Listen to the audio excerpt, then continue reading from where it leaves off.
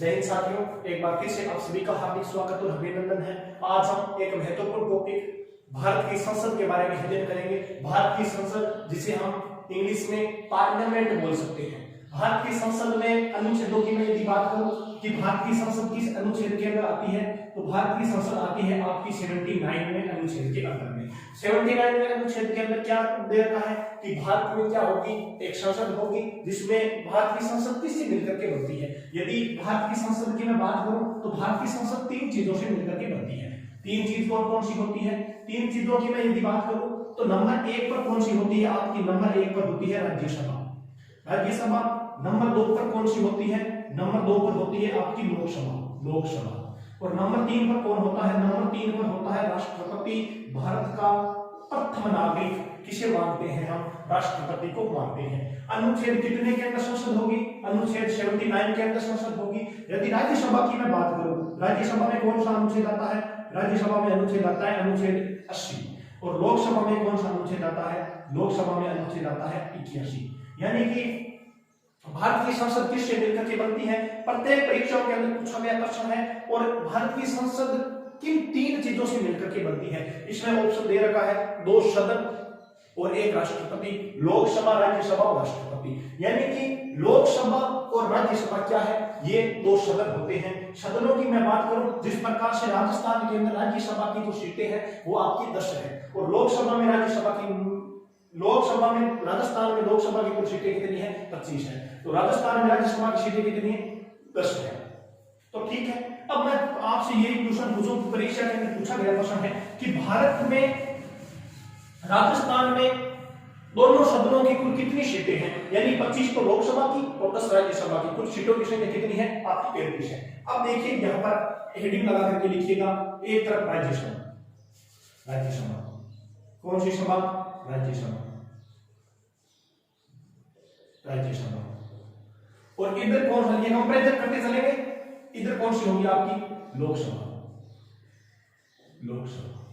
इसमें राज्यसभा में अधिकतम सदस्य संख्या की यदि मैं बात करूं, यहां पर कितनी अधिकतम सदस्य संख्या और वर्तमान सदस्य संख्या? राज्यसभा में अधिकतम सदस्य संख्या कितनी है? अधिकतम सदस्य संख्या कितनी है? अधिकतम सदस्य संख्या है इसमें 250 सदस्य। और वर्तमान में कितने सदस्य हैं जो राज्यसभा के अंदर है? वर्तमान सदस्य कितने हैं आपके? 245 सदस्य। किसके अंदर आते हैं ये? राज्यसभा के अंदर। अनुच्छेद कौन सा है? अनुच्छेद आपका 80 है। इसमें अनुच्छेद कौन सा है? अनुच्छेद 81 है। यानी 80 और 81। लोकसभा के अंदर 81 और राज्यसभा के अंदर 80। संसद के अंदर कौन सा अनुच्छेद आता है? संसद के अंदर अनुच्छेद आता है आपका 79। और एक अंग होता है राष्ट्रपति। राष्ट्रपति कौन से अनुच्छेद के अंदर आता है? अनुच्छेद 52 के अंदर स्पष्ट शब्दों के अंदर कहा गया है कि भारत का एक क्या होगा? राष्ट्रपति होगा। और अनुच्छेद 63 के अंदर कौन सा होता है? भारत का उपराष्ट्रपति होता है। यदि भारत में राष्ट्रपति की मैं बात करूं तो भारत का राष्ट्रपति कौन है? रामनाथ कोविंद है। और उपराष्ट्रपति कौन है? वेंकैया नायडू है। ठीक है, आगे देखिए। अब इनके अंदर जिस प्रकार से संसद होती है, जिस प्रकार से किसी गांव के अंदर 10,000 आम जनता निवास करती है, उसमें भी अलग अलग वार्ड डिसाइड किए गए हैं कि इतनी संख्या से लेकर के इस प्रकार से यहाँ इतने पुरुष निवास करेंगे, इस प्रकार से यहाँ पर इतने पुरुष निवास करेंगे। इसी प्रकार से 250 सदस्यों को अलग अलग कैटेगरी वाइज अलग अलग आधार पर बांटा गया है कि भारत में राज्यों में इतने निवास करेंगे। मनोनीत कौन से होते हैं और निर्वाचित कौन से होते हैं? यानी कि पहली मैं बात करूं तो यहाँ पर होते हैं निर्वाचित सदस्य। कौन से होते हैं? निर्वाचित सदस्य। और एक होते हैं मनोनीत सदस्य। मनोनीत शब्द सुनकर के निर्वाचित तो वो सदस्य होते हैं जिनको वोट के माध्यम से चुना जाता है। और निर्वाचित वो होते हैं जिन्हें वोट के माध्यम से चुना जाता है। और मनोनीत वो होते हैं जिन्हें राष्ट्रपति चुनता है। राष्ट्रपति किनको चुनता है? जो खेल के अंदर, क्षेत्र के अंदर, विज्ञान के क्षेत्र के अंदर, वाणिज्य के क्षेत्र के अंदर, आदि क्षेत्रों के अंदर परिपूर्ण हो, राष्ट्रपति इन सदस्यों को मनोनीत करता है। मनोनीत कितने सदस्यों को करता है राष्ट्रपति? 12 सदस्यों को क्या करता है? मनोनीत करता है। और निर्वाचित कितने सदस्य होते हैं? निर्वाचित होते हैं आपके 238 सदस्य। कितने सदस्य? 238 सदस्य। बिल्कुल कन्फर्म बात आ रही है। राज्यसभा कितने अनुच्छेद के अंदर? 80 के अनुच्छेद के अंदर। लोकसभा कितने के अंदर? लोकसभा 81 के अंदर। यहाँ पर अधिकतम सदस्य संख्या कितनी है? अधिकतम सदस्य संख्या 250। वर्तमान के अंदर कितने सदस्य हैं? वर्तमान के अंदर 245। यहाँ पर कितने सदस्य निर्वाचित होते हैं? निर्वाचित सदस्य संख्या होती है आपकी 238। और यहाँ पर मनोनीत कितने सदस्य होते हैं? मनोनीत होते हैं 12 सदस्य। इन्हीं में से यदि मैं राज्यों की बात करूं, कितने सदस्य होते हैं जो राज्यों से निर्वाचित होते हैं? मनोनीत के अंदर भी, निर्वाचित के अंदर भी दो भाग आते हैं। एक भाग आता है आपका राज्यों के अंदर और एक भाग आता है आपका केंद्र शासित प्रदेशों के अंदर। राजस्थान भारत के अंदर कुल राज्यों की संख्या कितनी है? 28 है और केंद्र शासित प्रदेश कितने हैं आपके? 9 है। ध्यान रखना, ठीक है। यहां पर कितने दे रखा है? यानी कि राज्यों से कितने सदस्य आते हैं? राज्यों से 234 सदस्य और केंद्र से कितने आते हैं? केंद्र शासित प्रदेशों से 4 सदस्य आते हैं, ठीक है। यानी कि 234 सदस्य कौन से होंगे? जो 28 राज्यों से चुने जाएंगे और 4 सदस्य कौन से होंगे? जो केंद्र शासित प्रदेशों से चुने जाएंगे। केंद्र शासित प्रदेशों की बात करो तो क्या मेरे केंद्र शासित प्रदेशों की संख्या 9 है और राज्य कितने हैं आपके? केंद्र शासित प्रदेशों की संख्या 9 है और केंद्र शासित प्रदेशों से कुल सदस्य संख्या कितने चुने जाएंगे? राज्यसभा के अंदर 4 चुने जाएंगे। तो आप कहोगे कि किस किस केंद्र शासित प्रदेश से चुने जाते हैं? केंद्र शासित प्रदेश में एक नंबर आता है आपका कौन सा? दिल्ली, दिल वालों की, बॉम्बे पेशे वालों की। यहाँ पर दूसरा कौन सा आता है आपका? पुडुचेरी आता है। दिल्ली में 3 सदस्य चुने जाएंगे और पुडुचेरी में क्या चुने जाएगा? 1 सदस्य चुना जाएगा। किसमें चुना जाएगा? राज्यसभा के अंदर चुना जाएगा, ठीक है। यहाँ पर वर्तमान के अंदर देखिए हमें किस प्रकार का विवरण है और किस प्रकार की थ्योरी है। अब देखिए वर्तमान सदस्य संख्या, ये तो दे रखा है कि इतने तो होने ही होने चाहिए, इससे कम भी हो सकते हैं, इससे अधिक नहीं होने चाहिए, ठीक है। वर्तमान के अंदर देखते हैं, वर्तमान के अंदर क्या दे रखा है? यहाँ पर वर्तमान देखते हैं, ठीक है। वर्तमान के अंदर यहाँ पर क्या है? राज्यों से होंगे, यहाँ पर क्या होंगे? माफ कीजिएगा, यहाँ पर क्या होंगे? निर्वाचित होंगे, यहाँ पर निर्वाचित होंगे और यहाँ पर क्या होंगे? यहाँ पर होंगे मनोनीत। मनोनीत सदस्य संख्या कितनी है? 12 है और 12 भी यहाँ पर क्या दे रखा था? तुमने भी दे रखा था। निर्वाचित कितने सदस्य संख्या है? निर्वाचित है 2, ठीक है। अब इसके अंदर भी मैं बात करूं, ठीक है, यहां पर दे रखा था। अब यहां पर इसको 2 भागों के अंदर मैं डिसाइड करता हूं। इसको कितने भागों के अंदर डिसाइड करता हूं? इसको मैं 2 भागों के अंदर डिसाइड करता हूं। निर्वाचित के अंदर एक आएंगे आपके राज्यों से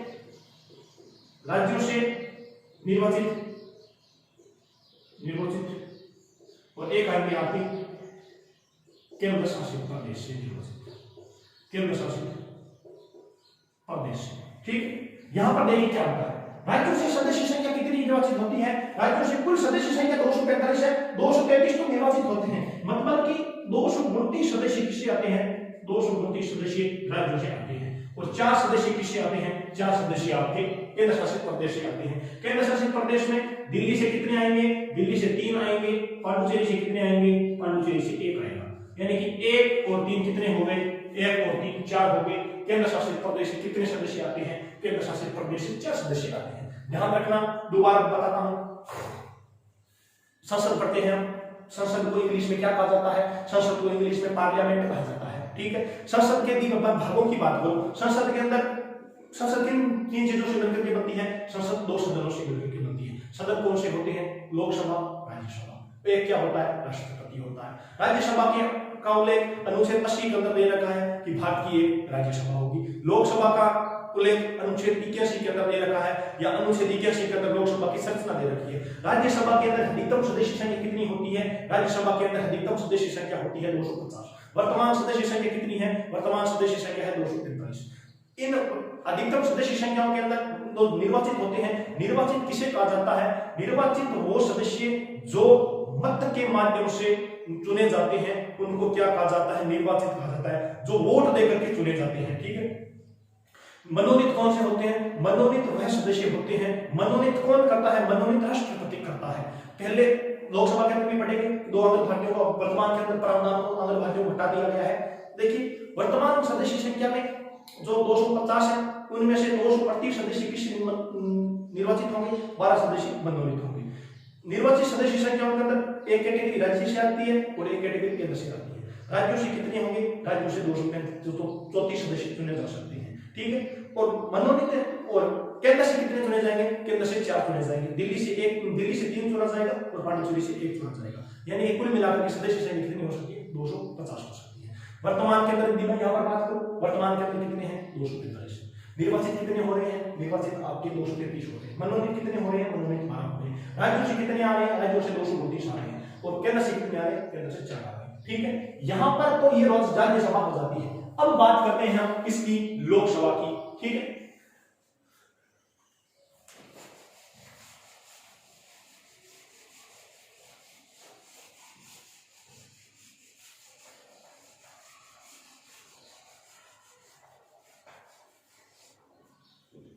अब यहां पर देखो लोकसभा, लोकसभा में अधिकतम सदस्य संख्या की मैं बात करता हूं, अधिकतम सदस्य संख्या, और यहां पर मैं किसकी बात करूंगा, वर्तमान सदस्य संख्या। अधिकतम सदस्य संख्या कितनी है इसमें, 552 है। वर्तमान के अंदर कितनी है, वर्तमान के अंदर कितनी है, 543। ठीक है, यहां पर पहले क्या क्या होता था कि पहले आंगन भाइयों को चुना जाता था, यानी कि पहले 230 सदस्य तो आपके किससे चुने जाते थे, मान लीजिए 250 सदस्य, 250 सदस्य क्या होते, निर्वाचित होते। ठीक है, और 20 सदस्य, मान लीजिए, माफ कीजिएगा,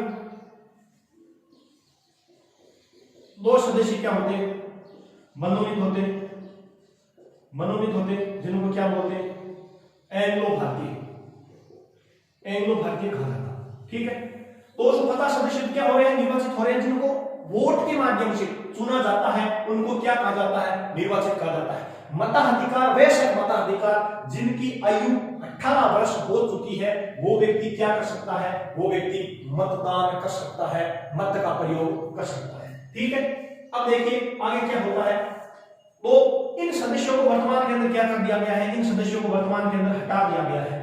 अब देखिए इसमें भी क्या होता था, इसमें 230 सदस्य तो राज्यों से निर्वाचित होते, 230 राज्यों से निर्वाचित, और 20 सदस्य किससे निर्वाचित होते, 20 सदस्य केंद्र शासित से निर्वाचित होते। वर्तमान के अंदर क्या कंडीशन है, वर्तमान के अंदर है आपके, ठीक है, वर्तमान समय के यदि मैं बात करूं, वर्तमान समय के अंदर 524 तो राज्यों से आते हैं, 524 राज्यों से निर्वाचित, और 19 सदस्य किससे हैं, 19 सदस्य केंद्र शासित प्रदेश से होते हैं।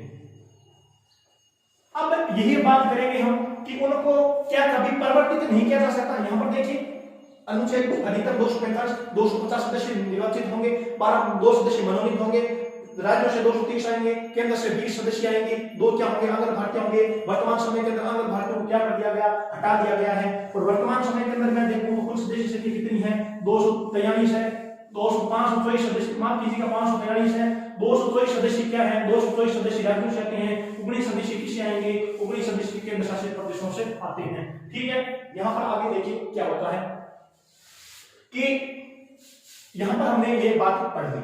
अब मैं बात करता हूं आपकी राज्यसभा को कौन सा सदन कहा जाता है, राज्यसभा, राज्यसभा, राज्यसभा को क्या कहा जाता है, उच्च सदन, द्वितीय सदन, स्थायी सदन,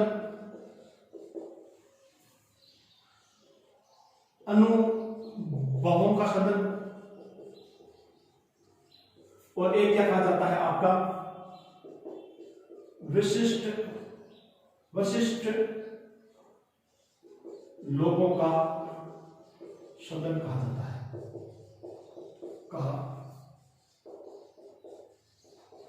यदि मैं यहीं पर लोकसभा की बात करता हूं, लोकसभा, लोकसभा को क्या कहा जाता है, निम्न सदन कहा जाता है। निम्न सदन के बाद में क्या कहा जाता है, प्रथम सदन कहा जाता है, प्रथम सदन कहा जाता है। प्रथम सदन के अलावा उनको क्या कहा जाता है, अस्थायी सदन कहा जाता है, अस्थायी, अस्थायी सदन कहा जाता है। अस्थायी के अलावा क्या कहा जाता है,